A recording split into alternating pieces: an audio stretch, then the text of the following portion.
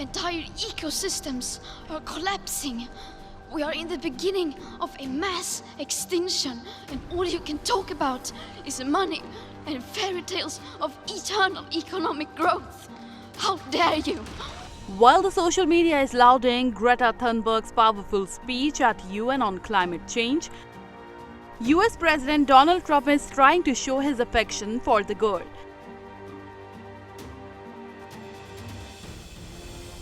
Trump tweeted her speech with a caption, "She seems like a happy young girl looking forward to a bright and wonderful future. So nice to see." While Greta's speech was nowhere close to happy, as she was openly questioning the world leaders' actions for climate change. She even captured giving an anguished stare at the US president when he arrived for the meeting. Now the full speech of Greta at the United Nations. My message is that we'll be watching you.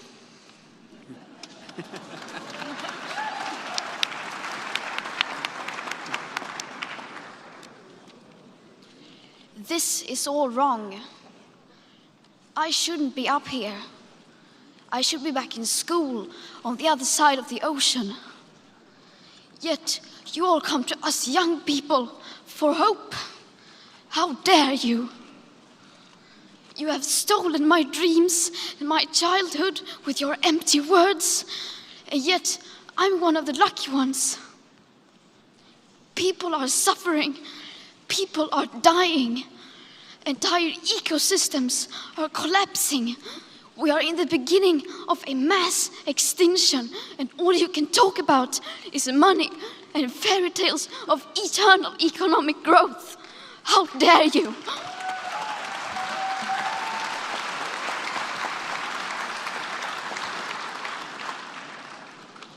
For more than 30 years, the science has been crystal clear.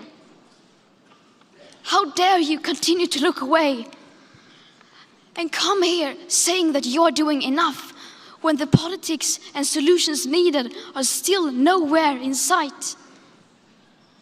You say you hear us and that you understand the urgency. But no matter how sad and angry I am, I do not want to believe that. Because if you really understood the situation and still kept on failing to act, then you would be evil, and that I refuse to believe.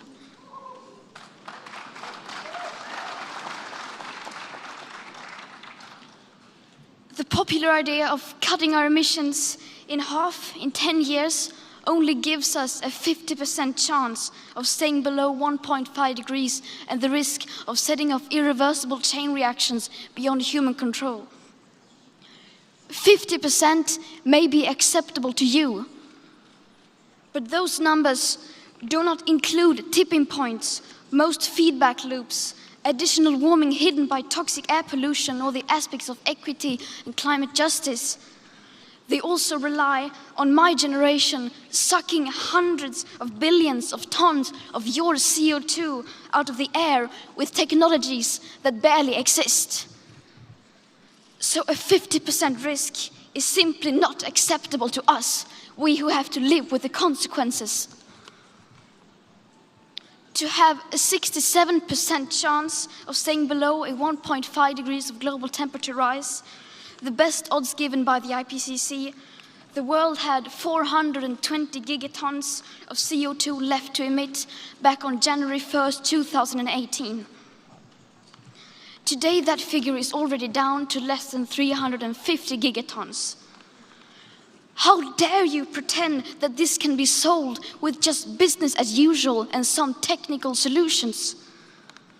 With today's emissions levels, that remaining CO2 budget will be entirely gone within less than 8.5 years. There will not be any solutions or plans presented in line with these figures here today, because these numbers are too uncomfortable and you are still not mature enough to tell it like it is. You are failing us, but the young people are starting to understand your betrayal. The eyes of all future generations are upon you. And if you choose to fail us, I say we will never forgive you.